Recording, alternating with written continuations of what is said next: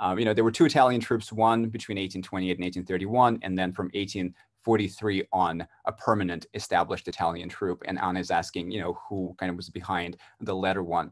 In some ways, you have the same key players, like the Wielgorski brothers are actually involved in both of these projects. They were very actively involved in the first, and they are behind what's driving the second project as well.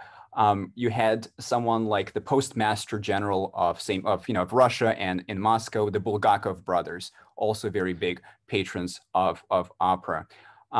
So these are very rich noblemen who believe, that Russia needs to have a prestigious Italian opera company.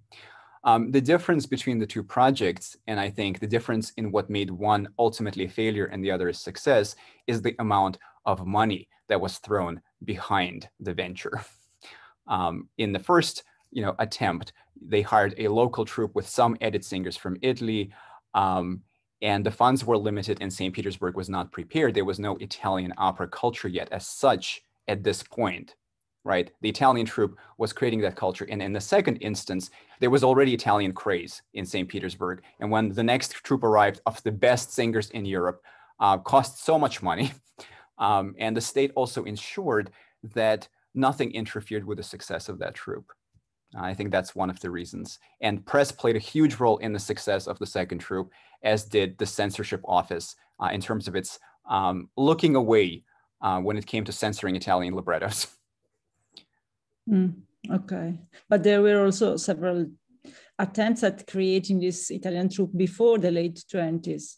Absolutely, there were attempts before. There was an attempt in 1824, there's an attempt in 1819, and there were also attempts to create troops throughout 1830s, and those attempts were not realized.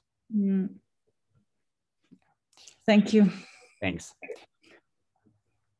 Ethan.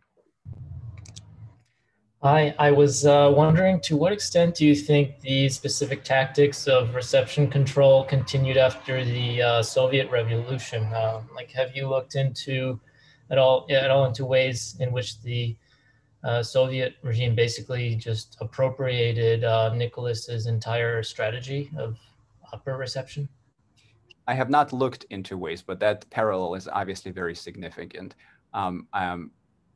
I suspect that the similarities are going to be there.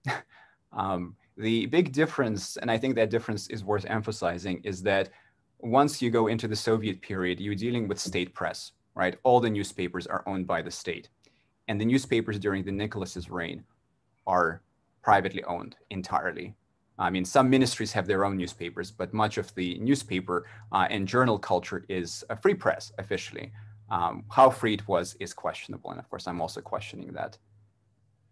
Thanks for that question. Thank you. All right, as the chair, I think we need to move on.